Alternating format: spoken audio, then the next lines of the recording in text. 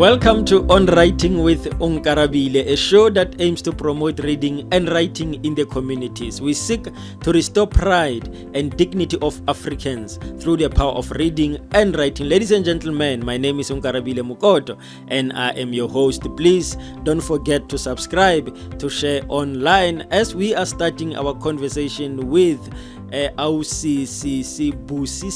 Khumalo, a best-selling author of The Harvard Wife, Nomaswasi, and she has written about 9 books so far. Sis Busi, thank you so much for coming to the show, and you are welcome. Thank you so much for having me from Taradi. Yes. Even myself, I'm struggling to put your name in full, Busisekile. So I'm doing my best to call your name correctly. No, you can call me Busi, it's fine. Okay, all right. Okay, no, thank you so much, Sis Busi.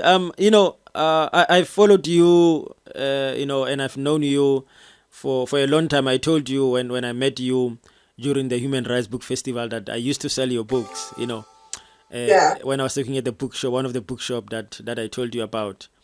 And here you are today. I had the platform, the opportunity to interview. So I'm so honored. The honor is mine. Thank you so much for having me. Yes, no, thank you. So let's talk about the importance of, just to encourage authors. You are declared as the best-selling author. And you told me earlier that he is the Harvard Wife and the Nomaswasi. And it's one of the exciting thing about as an author is to become a best-selling author, is to reach best-selling author status. So I just want you to share with us, with authors, on how did you make it. Let's start maybe by explaining why is it so exciting. Why is it so exciting to reach that status? I think besides the title itself, the selling author, it means you've sold over 5,000 books in South Africa. If we were in America, that would be 10,000 books, yeah. Or is it 1 million? I'm not sure. It's 10,000 physical copies and 1 million e-book copies. But in South Africa, it's only 5,000 copies. But we sell so little books that 5,000 is actually a lot. And especially if you're a self-published author, considering how I began my writing career, it is really quite an achievement. The fact that I was selling the books on my own without any sponsorship, without anyone funding me.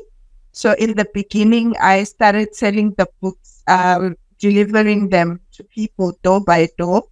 That was like the first 100 copies. That's how I sold the first 100 copies. And for me now to be in bookstores, to have bookstores like Exclusive Books, Bargain Books, Take a Lot, PNA, all the other bookstores that are selling my books, and to be in libraries. It's actually quite an achievement for someone who has been doing it on her own.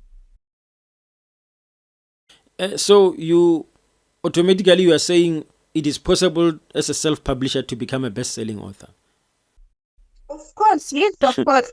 There are a lot of best-selling self-published authors. The likes of Sally Dube, the likes of Jackie Panwoodse, the likes of Dagalani M, the likes of Uyivon Maposa. There are so many best-selling self-published authors, and it is quite possible, even if you're writing fiction. And I know that there are those who are also writing non-fiction, which also sell just as well. It depends on how much you push your work. Marketing is everything. I wanted to come there before you said even non-fiction. I mean, even non-fiction. I wanted to ask because the authors that you mentioned are actually the one who write fiction. So the ones I know, so but I know that there are authors like the author O.C.G. Mongo, the author of his in love. Yes, I know that her books are doing very well. Last year, she was doing a tour of her book at Exclusive Books. She did a national tour, and she was selling 20 to 25 books, their book signing. So, yeah, I think she's also on the right track. Not sure of her actual numbers, though, but I know her book is selling well. And we have, people with memoirs who are also doing very well. yeah. And I mean, I also know on the side of nonfiction, the likes of DJ's Boo, when yeah, they have also sold, quite of actually they are best selling authors. Yeah, the likes of Bonang. You remember the book of Bonang Mateba? It became. That was published through a publisher. So Oh, that only just say, through a publisher. So yeah, we don't count it here. Oh yes. No, you are right. Now tell me, you spoke about the numbers that like 5,000 in South Africa. Now, as a self-publisher, because there is this concept of saying some people just declare themselves as best-selling authors. So how do you know that you are really telling the truth? You are not just putting a sticker there for credibility and marketing purposes. Okay, so for me, I although I started alone, I have a distributor now. Frontier Books is the one that actually gets my books from the printers to the bookstores. So they keep a record. They send in monthly record of my sales, and so that keeps a record of how many books I've sold. So I have a spreadsheet from 2017 up to 2024. So that's how I keep track of the number of books that I've sold. Okay, and then how can one, without any distributor, keep records then? If I don't have any distributor, I'm only so how can I keep records to be sure and yeah, I think it depends on the site you're selling. If you're selling via Amazon keeps track of the sales for you. That's why they're also like a lot of best-selling authors who are self-published on Amazon, right? But if you are selling on your own, then it becomes hard for you to keep track.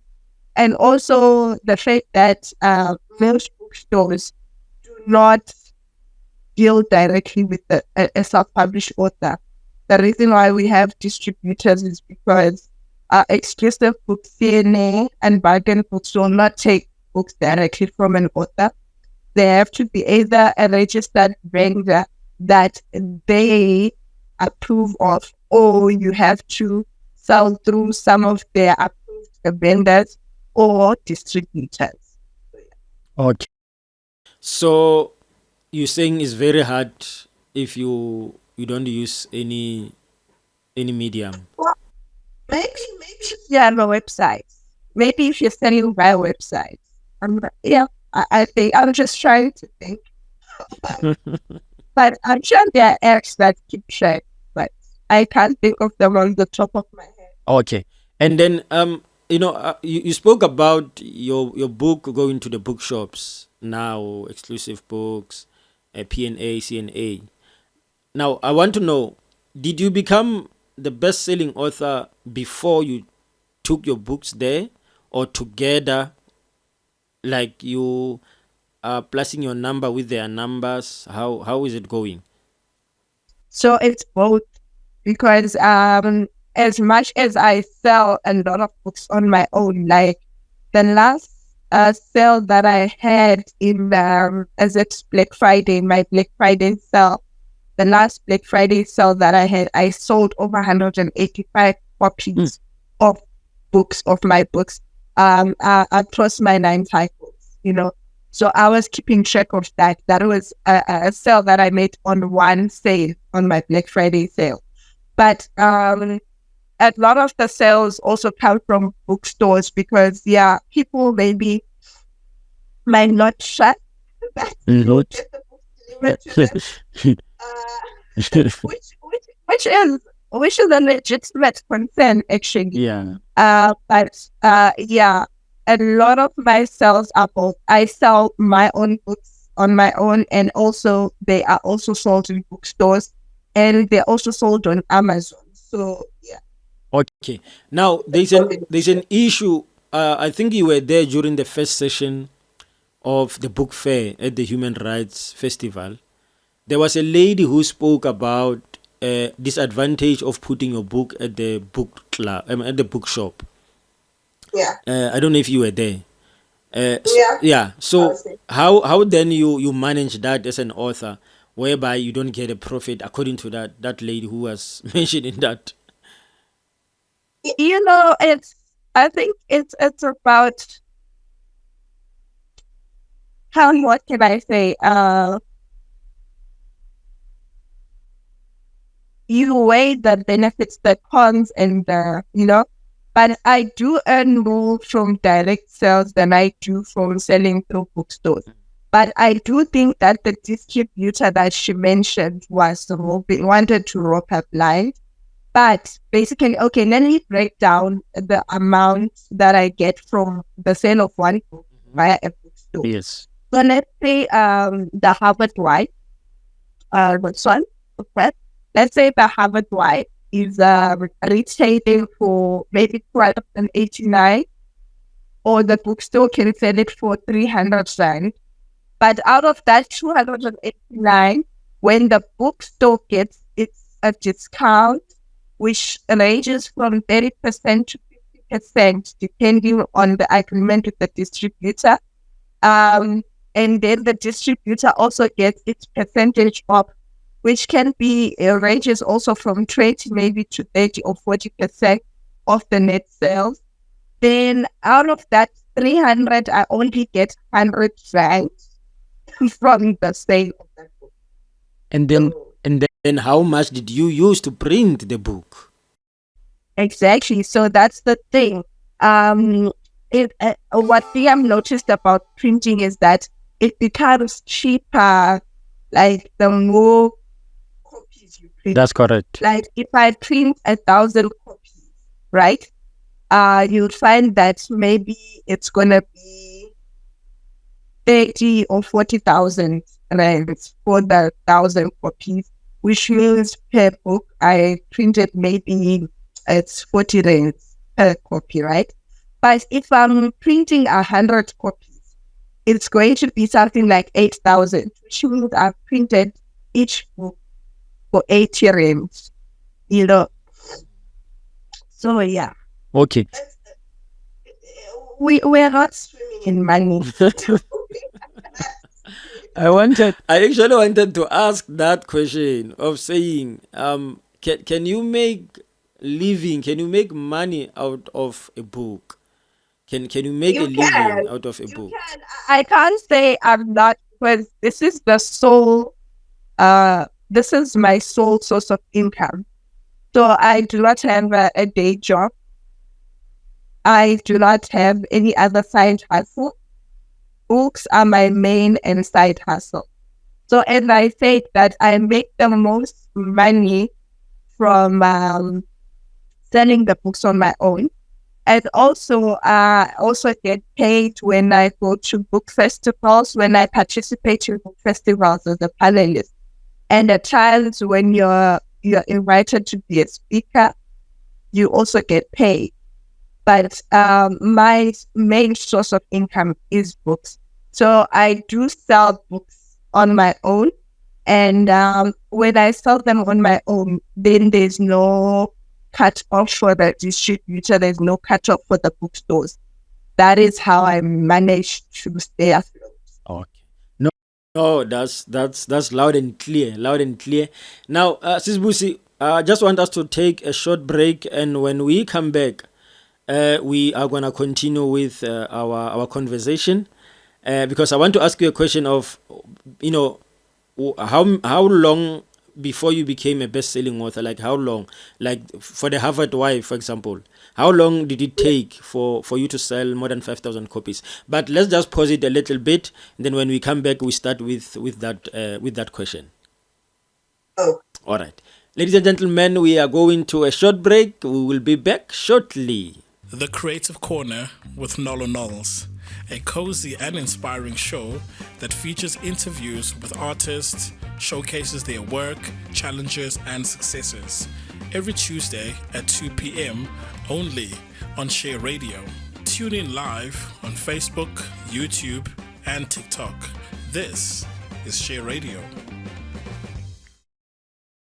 Welcome back to On Writing with Onkarabile, a show that aims to promote reading and writing in the communities. We seek to restore pride and dignity of Africans through the power of reading and writing. And we are still having Sis Busi on our show, who is helping us as authors how to reach a best-selling status as an author. Sis Busi, let's talk about the length of you becoming a best-selling author. How long did it take, especially for, let's say, The Harvard Wife? I think it was around 2 years, 1 or 2 years, because by the time Protea came on board, I think I had sold about 250 copies of my work on my own. And then they were like, for us to take you on board, we need at least 500 copies or 1,000. Then I think we began with 1,000 copies, and then they got finished, and then 1,000 more, and yeah. So I think it was 2 years, I think. Yeah. Okay. And how did they see you? How did they recognize you? Did you go to them, or what happened? So initially I was selling on my own, and I was approaching bookstores. So I approached CNA, and they told me about the whole, you need to be a vendor, or you need to sign up with some of our vendors. Then I approached some of the smaller indie shops. And I remember I told you about the one that's... Yes. Yeah. And then I approached an author by the name of Precious Khumalo, pointed me to Protea Bookstore, which was in Carlton Center, which was at Carlton Center. So I went there to pitch my book to the manager of the bookstore. And the manager was Singiti. I think he left Protea, but by then he went to Protea. And when I pitched the book to him, he liked it. And she was like, you know what, my bosses are coming, and I will call you so that you come and pitch your book to them, so that it gets into all the bookstores, And I was skeptical, because remember, I had been defrauded. But anyway, he got my number, and being a female, okay, he got my number, and then I was like, okay. Then one day he called me. He was like, I remember it's Nkosingiti from Protea Books Cultural Center. My bosses are coming on Friday. Please come and pitch your book. I was like, okay. Then I went there on that Friday. That's when I met Phil West and another who was, from Protea Books. And then I talked to them, and when I pitched my book to them, they liked it. And I think they had recently started selling books as Dudubusani and as Jackie Pamutse and Sunyati's self-published book, The Polygamist. And they were also selling as Busisiwe Precious Khumalo, or the Raymond, our husband. And I think they saw that there was a market for those books. So they agreed to sell my book as well. Oh, okay. Because when I think I read also the story of Dudu Busani, I think she said the same thing, that she was doing well before those guys came to her. Hence, I was actually asking you also if you sold before, and how did they approach you? But yes, I was selling. I think I was selling when The Harvard Wife, I first published it in December 2017. And when it came off print, I sold 100 copies within a week. That was No, it's interesting. So I want to know, like, your opinion. Do you think one can do it alone, like as a self-published author, without involving the bookshops, without involving the publicist? Can you just do it alone? And let's say maybe you keep your own records. You are faithful to yourself. When you sell 100 copies, then you record down. You know, another 100 copies, another 1,000. Do you think you can do But it then I alone? think you need the resources to do it alone. Because when Protea says they want 1,000 copies, right? Mm-hmm. They have a store, they have a warehouse facility to store those 1,000 books. They have people who are going to make sure that the books that come from the printers are actually 1,000 books. I cannot teach 1,000 books in my home. I cannot. You know. And, already the few that I sell at home, the boxes are sitting there in the corner, and it's already hard when you're cleaning and so imagine, because I have 9 titles. So imagine if I had to keep 1,000 copies Of of each each. title, Yeah. which is 9,000 in my home. That would be so. You need to have the means to say, okay, maybe I have a storage facility that I work from. I have an office that I work from. And you have to be well versed in administration. You have to be well versed in accounting.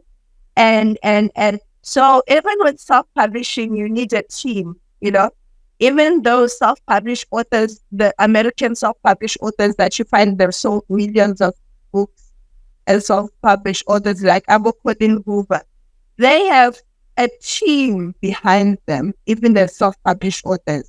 They have a team of editors, a team of proofreaders. They have a publicist. They have PAs.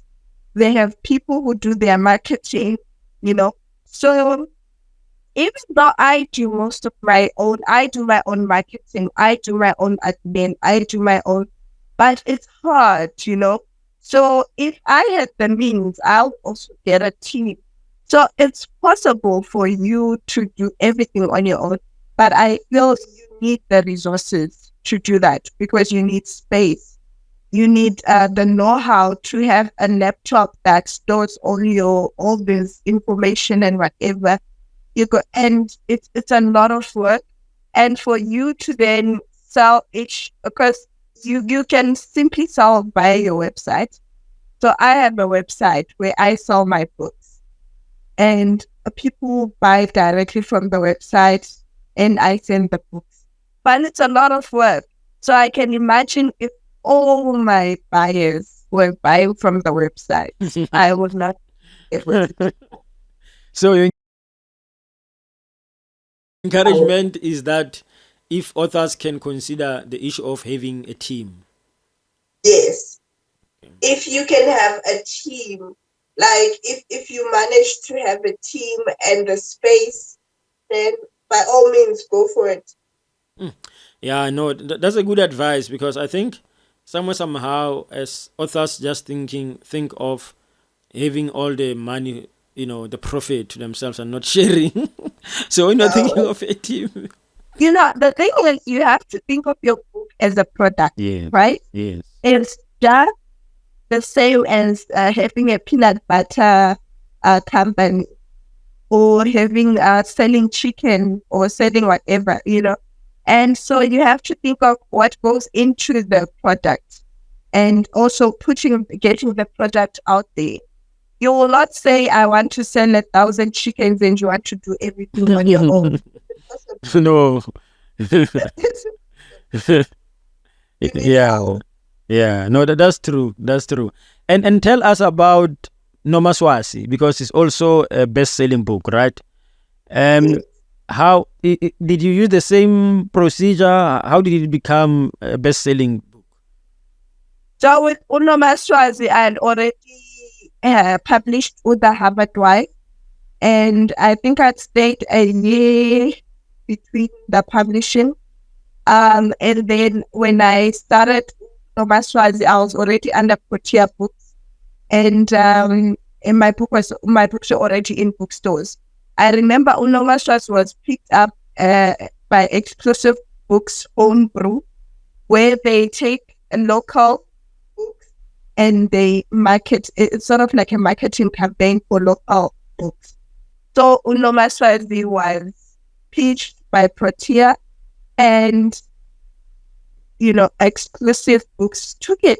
And I remember initially I printed 2,000 copies of Unomaswazi from the bed. Why? Why did you believe that is gonna sell? Yeah.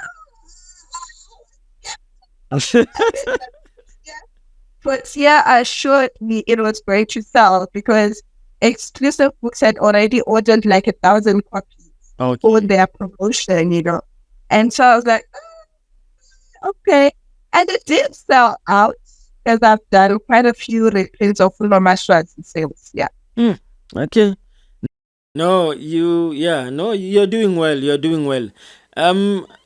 Like, I want to know, was it your dream to become a best-selling author, or it just happened when you were on the road?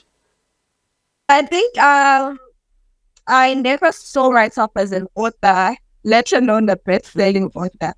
I studied law, so when I came to Johannesburg, the plan was to, get my articles, get registered as a lawyer, and the process unfortunately did not happen that way. I ended up at years working as a cashier. So that is when I was depressed, because moving from a law graduate, someone who everything was happening on time up until that point in my life, where, that student was the head girl, who was a deputy head girl, who was a senior prefect, who passed flying colors, all the modules passed on time, never carried the module, passed and graduated on time. And then afterwards, it's sort of been all stops. And the dreams you're sold at college.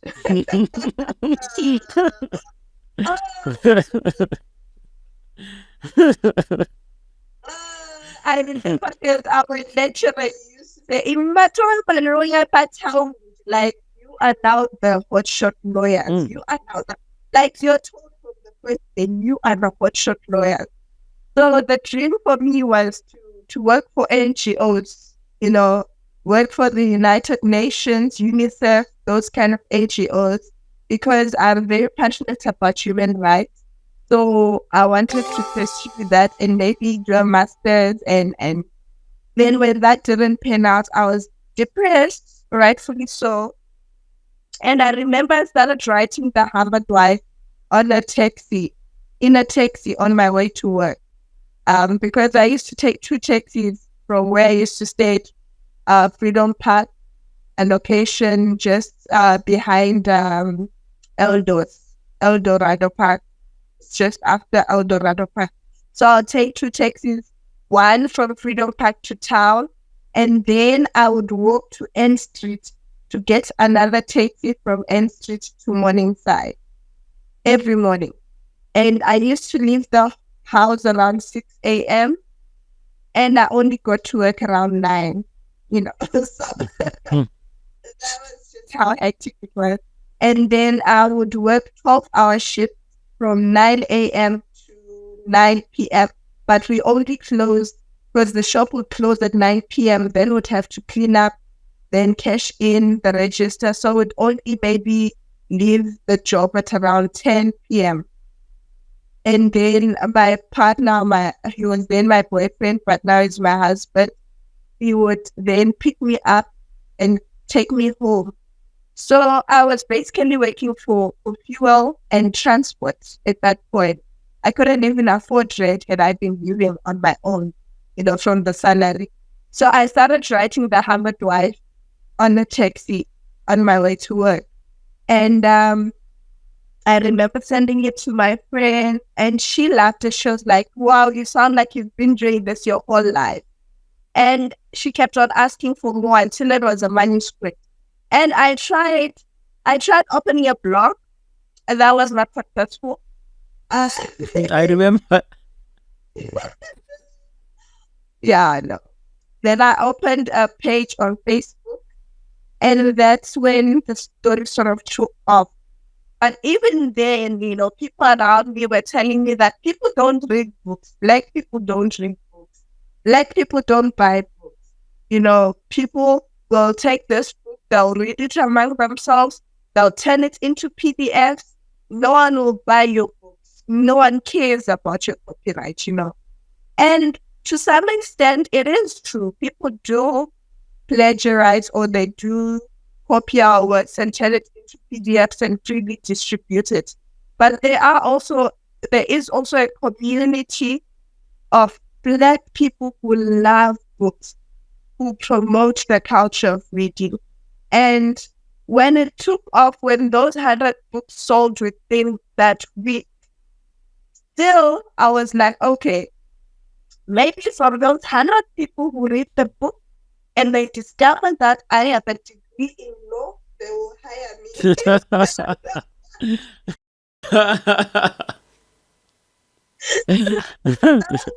That was basically the plan. And I think even when I was selling the Harvard Life, it was a means to opening my law path or going further with my law career. And then I wrote Unovaswazi. And I started noticing the impact that the books had on women, from their reviews, from the voice notes they sent me, from the emails, and they were like, I feel seen. And that resonated a lot with me because I've been an avid reader since I was in grade 4. I've loved books my whole life. And I never felt seen in the books. I could relate to the themes. But I couldn't see myself in the books. And so when those women were like, I feel so seen, it felt to me as if, okay, hold up. Maybe this is my path. And from there, I had to then make sure that if this was my path, then it had to be beneficial. It had to provide for me. And when I published my daughter was only 3 months or 4 months old. And so I went in with that, okay, now this has to provide bread, not just for me, but for this little girl. And so that's when I really then focused on being an author. And then, the rest is history. No, thank you so much. Thank you so much for the journey. When we come back from the break, I want you to start by sharing with us that if you are also planning now, since you are a best-selling author of 2 books, are you also now planning, or the other 7, are you also planning to reach a best-selling author status with them, or is just something that will just happen on its own? But let's just go to a short break. Then when we come back, we'll tackle that. Let's just go back, and then, ladies and gentlemen, stay tuned. We will be back now.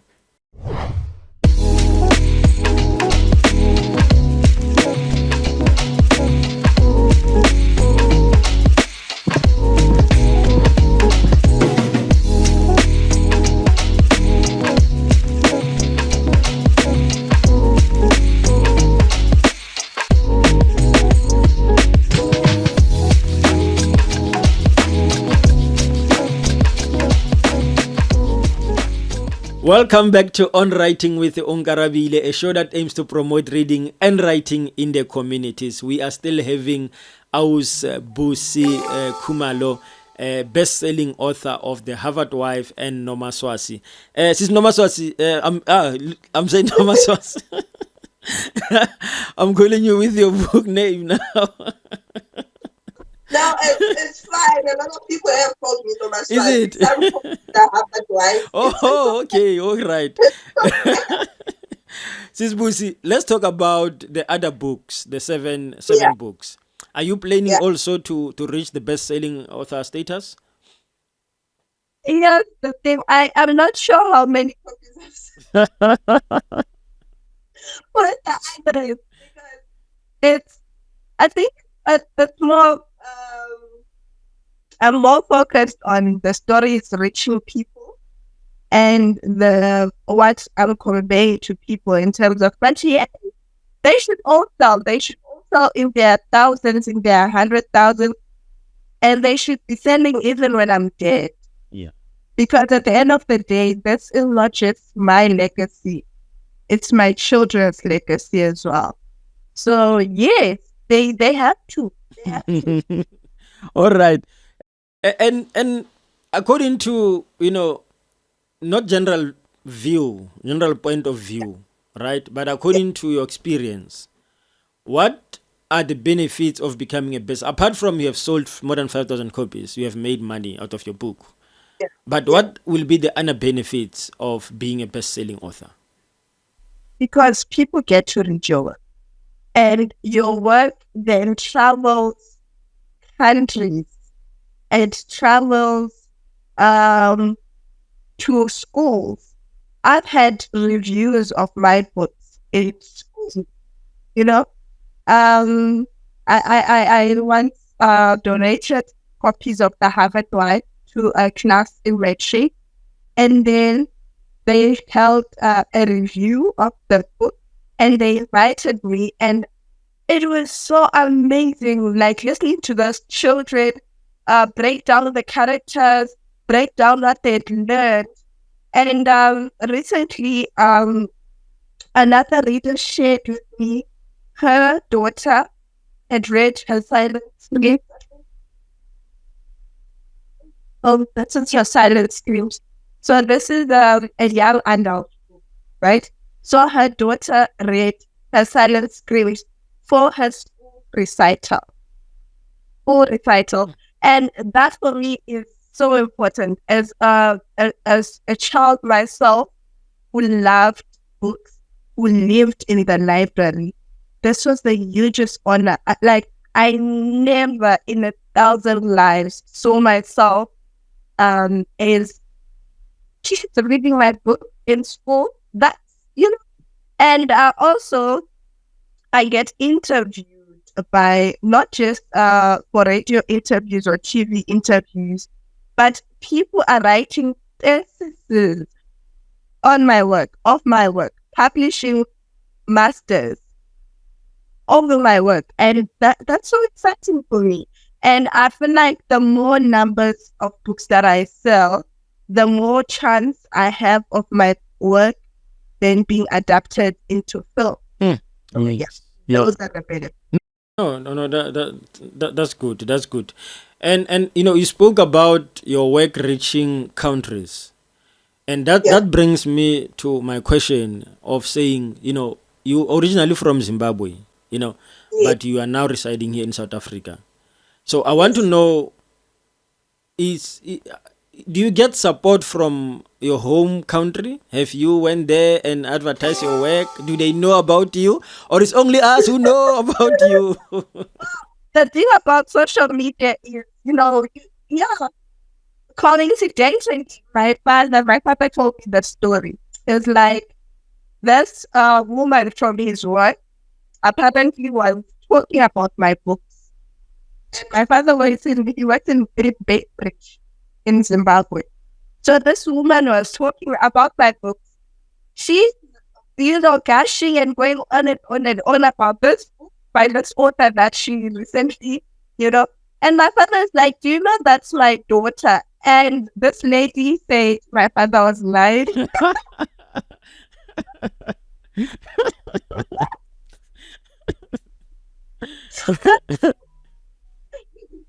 He had to call me. He had to video call me. Say, this is my daughter. No, that's amazing. That's amazing. That is how my books have gone. Like, I have people from Zimbabwe. Some of them, they get the book directly from my brother or my friend who's in Harare. So they sell my books outside. But I have Zimbabweans in the diaspora buying my books. I had a lady from Zambia recently reaching out and saying she wants to buy my books and she'll pay for the courier to Zambia. And then when I posted that on my status, I was like, oh, we've reached Zambia. That other lady who's been a reader of mine, she has all my books. She was like, girl, your books have been in Zambia for years. And that Yes. so it's I've been supported by African women from all over, from Zimbabwe, from Zambia. Some of them are in Namibia, others in Botswana. It's I think the reach that is social media. I've had women from Lebanon emailing me or reaching out like, oh, I'm reaching from Lebanon. I'm like, No, that's exciting. That's exciting. Now, tell us a little bit about your coaching session. One of the things that excited me when I saw the post on Facebook is that you said from the concept to a best-selling status. That's what excited me. I said, yeah, no, authors here, upcoming authors are promised that they will reach the best-selling author status. yeah. But I had to try everything at least once, and I failed a lot of times. It was a trial and error for a lot of things, and through that trial and error, I then developed a system. I then knew what works, what doesn't work. I knew now I know which printers are cheaper, what sells, what people want to read about. And so I feel like for me, I want African stories to be told by Africans. For so long, our stories have been told for us by our colonizers. And even the published ones, or even the whatever, they were colonizers telling our stories. And now I want people to have that freedom to tell their stories the way they want to tell them, but in a way that is palatable to the market. I don't just want half-hearted African stories out there. We need world-class African stories. And I am here to help people tell their stories in a way that they know how to package their work. People say don't judge a book by its cover. People will judge your book by its cover. Yeah.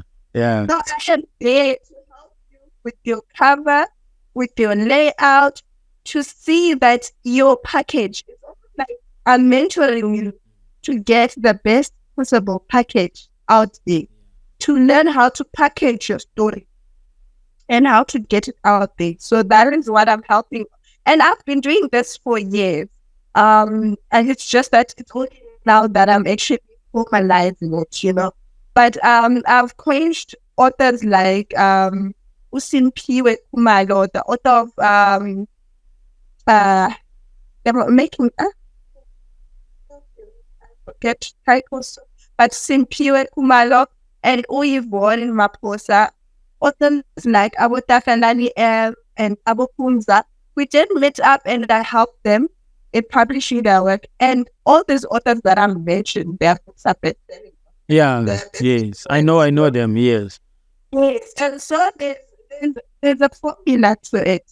There's a network that you need. There's a team that you need, as I'm saying. So I am there to help you build that team and make sure that you package your story in the best possible way to put it out there and for it to have a fighting chance in the book market, which is now very competitive, by the way.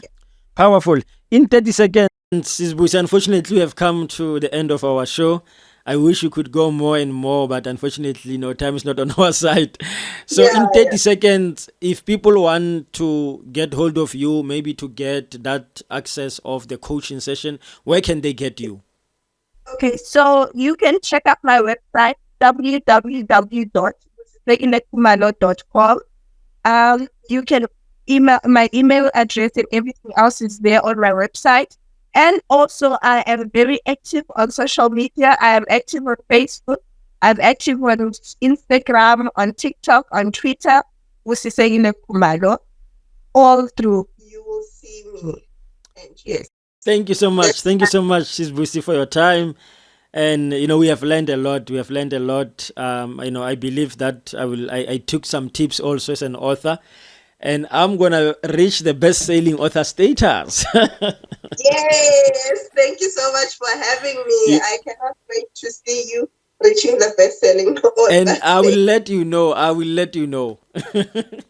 Thank you so much. Ladies and gentlemen, we have come to the end of our show. That was On Writing with Onkarabile. Please don't forget to subscribe to Share Online. Let's meet next time, same place, same time on Share Online. Thank you.